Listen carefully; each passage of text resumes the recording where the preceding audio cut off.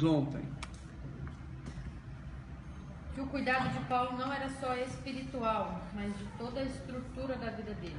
Isso, né? Isso é importante na caminhada de discipulado, a gente conhecer a pessoa de verdade, fazer um acompanhamento assim próximo e ter cuidado concreto, né? Um cuidado realmente assim, você vê, percebe, sente, uma coisa que não é só do espírito, só da alma, cuida do corpo também. Isso, não é algo abstrato, né? Não é algo que a gente acredite que só Deus pode cuidar, né? Porque quando nós oramos, nós estamos falando para Deus que a responsabilidade é dele. Quando nós oramos por alguém que está passando por dificuldade, nós devemos orar? Claro, devemos orar sempre, mas essa oração tem que me fazer ser mais humano para poder cuidar das pessoas, né? Então, a oração, ela tem um efeito de me tornar mais parecido com Jesus. E quando eu me pareço com Jesus, eu vou ao encontro do necessitado, eu me envolvo com os problemas, né? E esse é um problema sério nosso, né? Que não o nosso, que eu estou dizendo da nossa casa, mas do cristianismo em si, de abstratizar tudo, de mandar Deus fazer todas as coisas, sendo que tem coisas que nós podemos fazer, né? Então Paulo, ele sabe de detalhes da vida de Timóteo. Isso mostra o quanto Paulo conhecia Timóteo e estava próximo dele. Beleza? Certo? Então hoje nós vamos ler o verso 24 e o verso 25 de 1 Timóteo capítulo 5. Beleza? Então diz assim: os pecados de alguns homens são manifestos antes de entrarem em juízo, enquanto os de outros descobrem-se depois. Da mesma forma, também as boas obras são manifestas antecipadamente, e as que não o são não podem ficar ocultas. O que nós não entendemos desse texto? Ou que palavra nós não entendemos? Entendemos todas as palavras?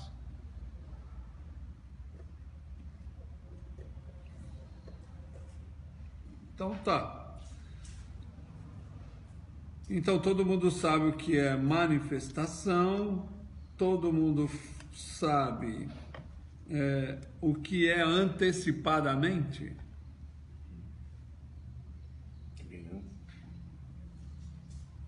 Todo mundo sabe? Então fala para mim o que é. É o que vem antes, né? Isso. Antecipadamente. Antecipando. Isso. Isso. Então o café será às 8, mas se nós tomamos o café às 7h30, ele foi antecipado. Não é isso? Certo? Então é algo que aconteceu antes. Não é isso? Tá bom? Então é isso aí. Então, aqui tem uma palavra que nós não conversamos muito, né? Que é sobre o pecado. Então, o que é pecado? É tudo aquilo que magoa a Deus, que entristece a Deus. Isso, também, mas o que é em si pecado? A gente saber que está fazendo uma coisa errada. É todo o mal que fizemos ao próximo. Sim. Então, mas Tudo tem que eu faço de mal para o meu próximo. Tem uma definição última sobre pecado, né? E os textos da Bíblia sempre indica que pecar é errar o alvo, pum, né? Isso é pecado. Ali tem um alvo. Quando você erra o alvo é o centro, o objetivo, né? Aonde você tem que chegar, isso é o alvo, né? Quando você erra o alvo, você pecou, você errou. Mas essa definição, ela não me faz por completo entender o que é pecado. E quando nós vamos lendo o Novo Testamento, nós vamos descobrindo que pecar é não conhecer a Deus. Quando eu não conheço a Deus, eu peco.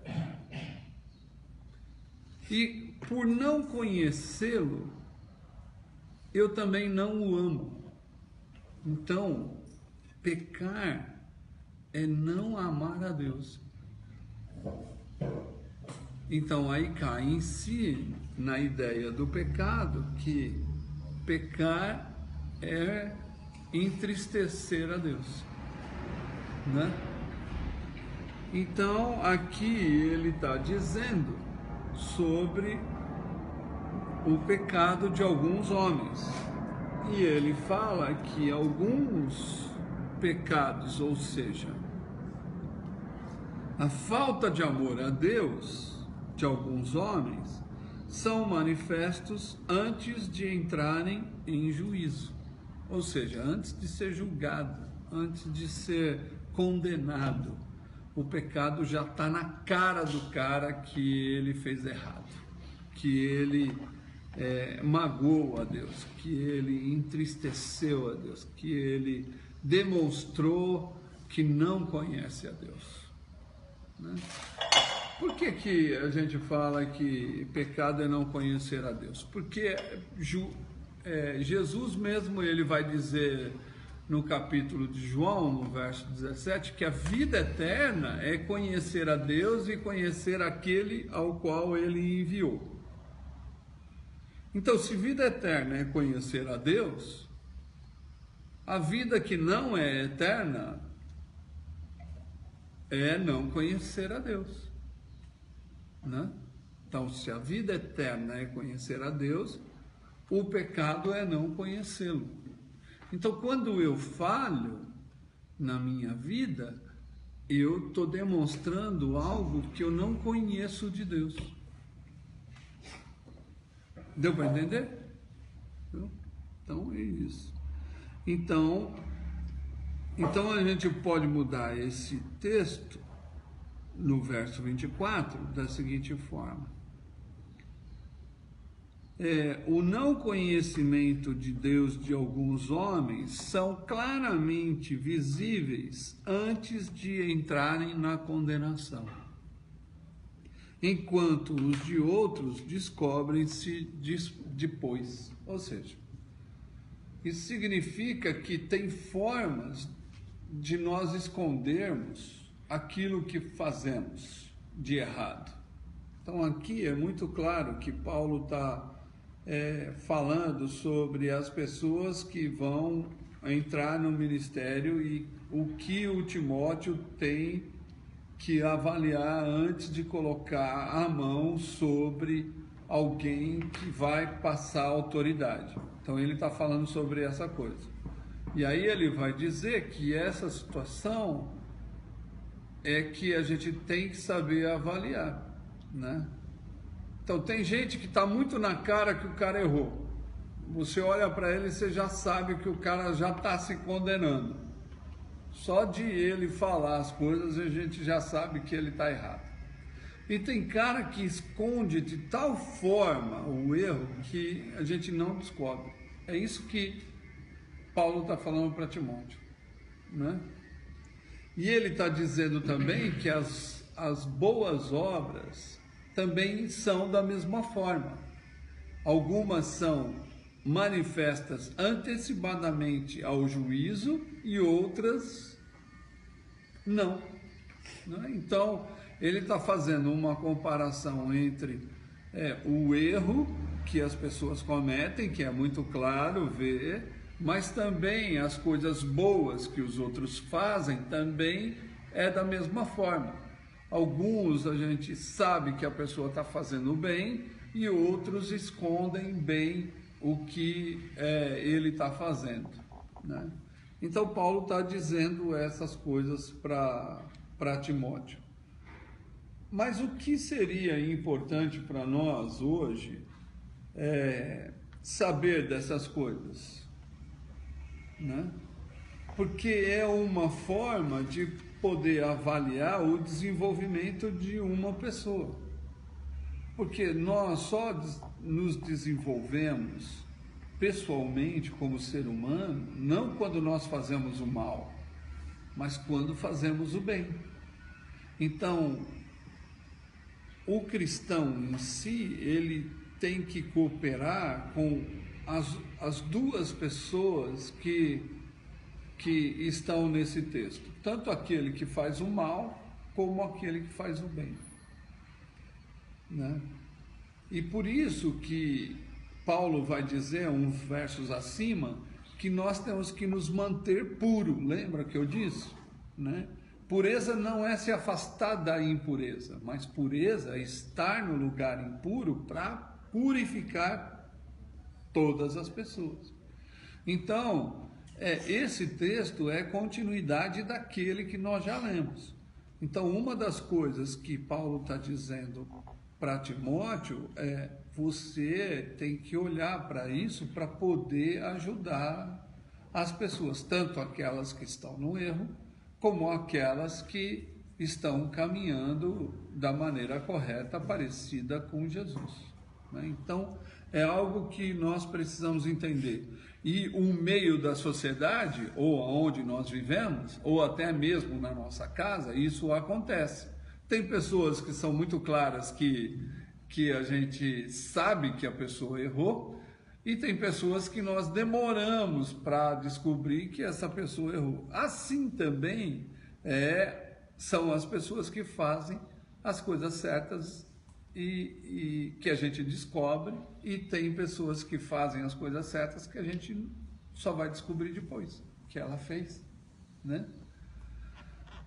Então, esse ambiente de certo, de errado, de conhecer a Deus e não conhecer a Deus, essa é um ambiente da sociedade em si, da construção de uma sociedade. Nunca será sempre boas obras e nunca será sempre a maldade.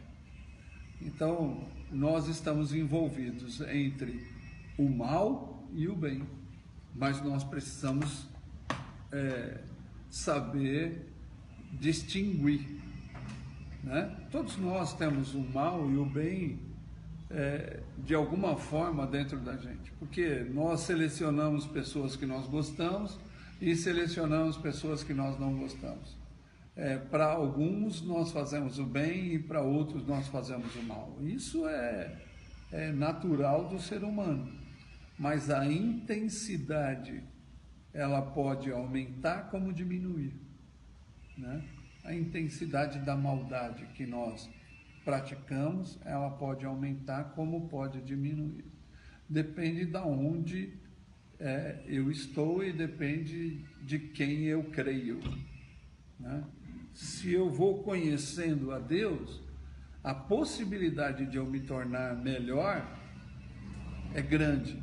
E se eu vou diminuindo o meu conhecimento de Deus, a possibilidade de eu errar e de eu pecar é maior, né? Porque quanto mais conheço, mais quero agradá-lo. Quanto menos conheço, menos quero agradá-lo. Então, essa é uma condição humana. E isso é sempre que vai acontecer? É sempre. Porque sempre vamos estar em contato com pessoas boas e ruins. Sempre vamos ter pessoas que conhecem plenamente a Deus e tem pessoas que não conhecem. Então, assim, para você ter uma ideia, quando nós enfatizamos que Deus é todo-poderoso, né? E que nós acreditamos que Deus é todo-poderoso, assim como eu também acredito, mas eu não posso só enfatizar que Deus é todo-poderoso, mas que Deus é amor também, né? Se eu não tenho esse equilíbrio, eu vou me posicionar como todo-poderoso. Por quê? Porque o que eu acredito que Deus é, eu também vou querer ser, porque eu sou filho de Deus. Então, qualquer interpretação que, tanto de uma parte como de outra, que eu exagero, que eu creio mais em uma posição do que na outra, eu vou ter problemas na minha própria vida. Então, assim, o que eu quero dizer? Se eu acredito muito que Deus é todo-poderoso, eu vou querer ser igual a Deus, todo-poderoso. E isso é uma forma de opressão, de eu sair da humanidade, de eu querer ser maior do que os outros, de eu querer que eu sobrepuje a lei, que eu fique acima da lei, que eu estou acima do certo e errado, porque eu sou todo-poderoso. O todo-poderoso, ele não tem... ele está acima do bom, do bem e do mal, ele está acima do certo e do errado, o todo-poderoso. Então, quando nós acreditamos que Deus, de uma forma exagerada, que Deus é todo-poderoso, eu vou agir opressivamente com os outros, porque eu estou acima deles. E esse é um problema das comunidades que têm o seu pastor como o ídolo. Ele passa a ser um cara inatingível. Ele não pode ser atingido. Ele está acima do humano. Um semideus. Isso. Então, tanto a pessoa crê que ele está acima, como o povo que o segue. Isso. E aí você vai querer ser assim como os outros, né? Isso. Por isso que as pessoas se frustram quando a pessoa erra.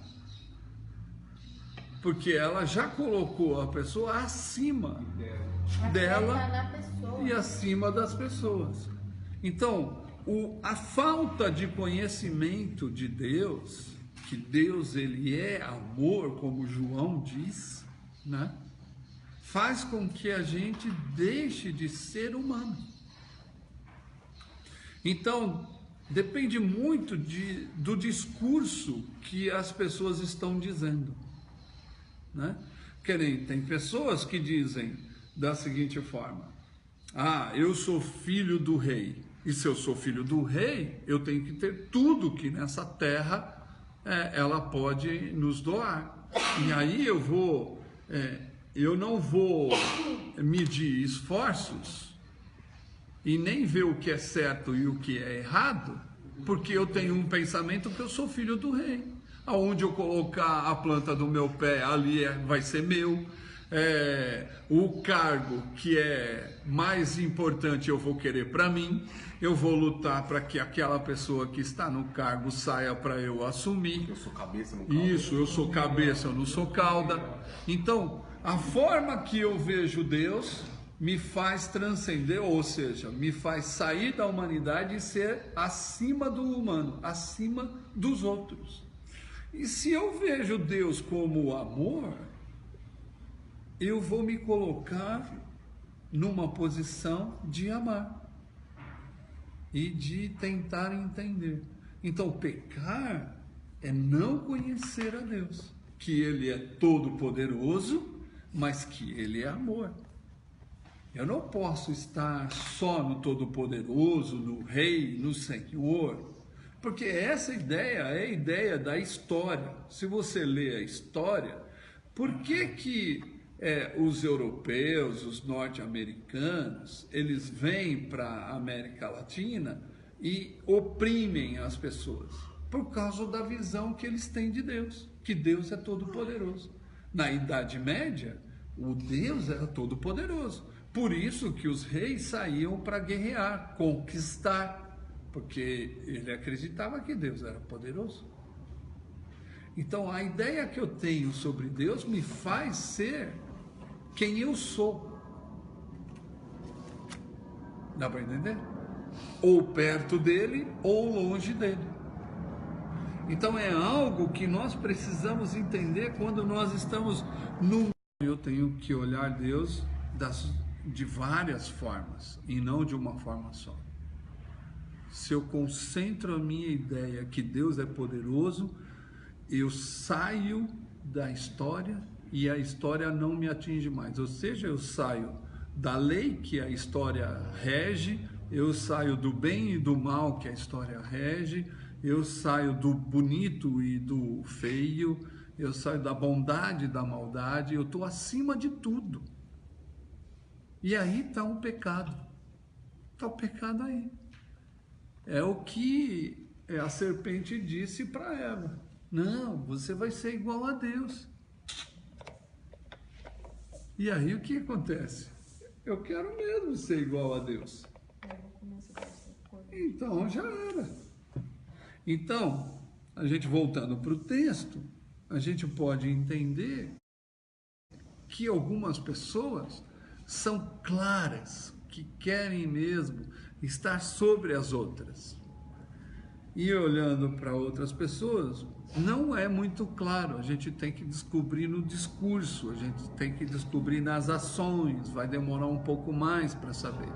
Por isso que muitas vezes a Silvia diz para mim assim, tem que comer 1 quilo de sal. Por que tem que comer 1 quilo de sal? Porque demora para comer 1 quilo de sal. É só assim que descobre quem são as pessoas, né? Então a gente precisa entender isso. E aqui Paulo está dizendo que a gente precisa saber definir entre o bem e o mal, né? E o mal está em eu não entender a pessoa de Deus. E aí você vê a exploração que houve no mundo, e o mundo na Idade Média estava envolvido com a religião, e a religião tinha Deus como todo-poderoso. Então o rei era empossado pelo sacerdote, pelo papa ou pelo bispo. O rei era empossado. Então o bispo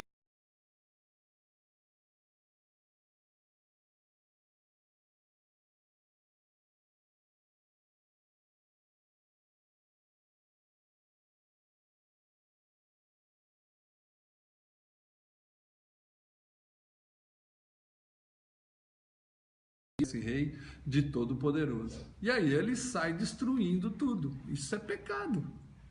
Porque ele não entendeu quem é Deus. Deu para entender? Então é isso. Né? E a bondade é o inverso. A bondade é o inverso. Por isso que Paulo vai falar da mesma forma. Da mesma forma que a gente vê Deus como todo-poderoso, aquele que oprime, aquele que manda fogo, aquele que queima, aquele que joga os raios em cima daqueles que odeiam e que manipulam as pessoas. Esse é um Deus que a gente vê no pecado. Mas quando a gente olha para Jesus, a gente vai olhar Jesus como aquele que fez o bem. Como Pedro resume a vida de Jesus. Lá em Atos 10, Pedro fala, ele viveu 3 anos e ele veio da Galileia até a Judéia, fazendo o bem. Então é totalmente diferente. É um Deus que sabe do erro do ser humano, sabe das dificuldades que o ser humano passa, mas ele não se impede de fazer o bem, tanto para aqueles que erram como para aqueles que acertam. Então a bondade, ela ultrapassa os limites de avaliação ou de poderio que o outro pode ter, né? Então isso é bonito, isso é belo no Evangelho. Não existe meritocracia. Não existe. acabou. No reinado, num homem que crê que Deus é todo-poderoso, lógico que vai ter o mérito. Mas naquele que vê Jesus como o Deus do amor, ele vai ajudar, ele vai cooperar com as pessoas que fazem certo ou as pessoas que fazem errado. E fazer o bem sem olhar a quem. Isso, Sair distribuindo o amor das pessoas. Isso. Olhando outras pessoas. isso. Mas assim, é fácil fazer isso? Não, não é fácil, porque nós estamos numa sociedade que impõe que você seja vencedor, que impõe que você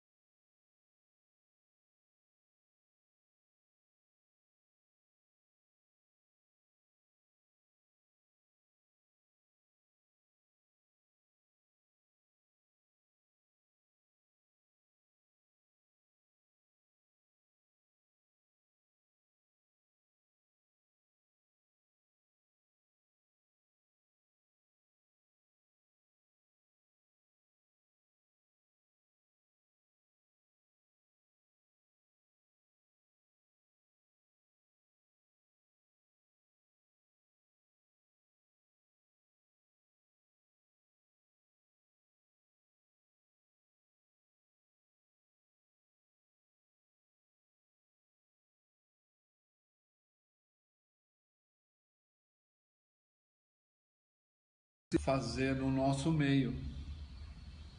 Acabar com as coisas ocultas, que ninguém descobre quem é. Quando nós falamos quem quebrou a xícara, a gente não sabe quem é, porque ninguém fala. A gente tem que terminar com essas ações que nós ocultamos, não importa o que seja. Mas se pequenas coisas você oculta, quando tiver as maiores, você também ocultará. E aí isso não faz parte da vida cristã, não é? A bondade da mesma forma, né? Nós temos que deixar claro que a pessoa ela é bondosa, não é?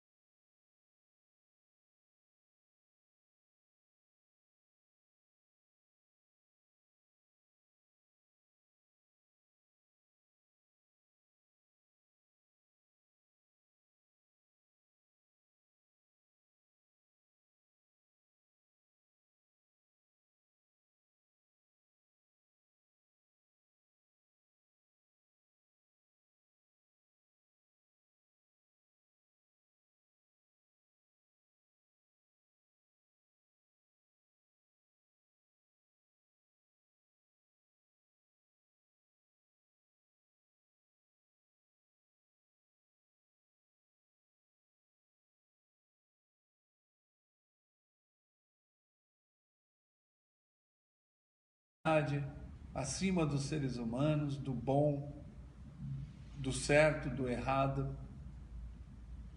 Porque todos nós somos humanos, todos nós vamos errar, todos nós vamos falhar. Todo mundo que chegou aqui, eu falei uma frase só: eu vou frustrar você, eu vou brigar com você, eu vou te entristecer, você vai perceber que eu não sou a pessoa que você vê. Mas uma coisa é certa, eu tenho a maior vontade de acertar com Jesus. Mas você vai me entristecer, você vai me frustrar, você vai errar comigo, nós vamos brigar. Mas o que interessa é que nós precisamos seguir Jesus, né? É isso que vai acontecer. A vida de relação é assim. Eu e a Silvia, nós ainda, depois de 35 anos de casado, nós discutimos ainda. Ela me frustra, ela me entristece.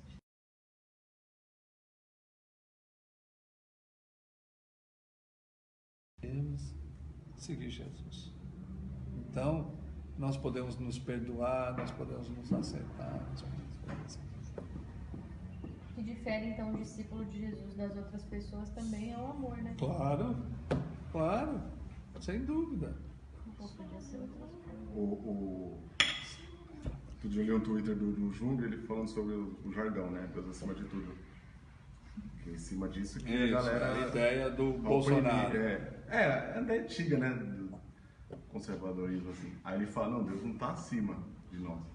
Deus está entre nós. Entre nós. Que é a ideia de Cristo vir e habitar. Então, olha a ideia, Deus está acima, isso significa que ele tem todo o poder, ele pode mexer. O presidente, ele vai querer ser isso.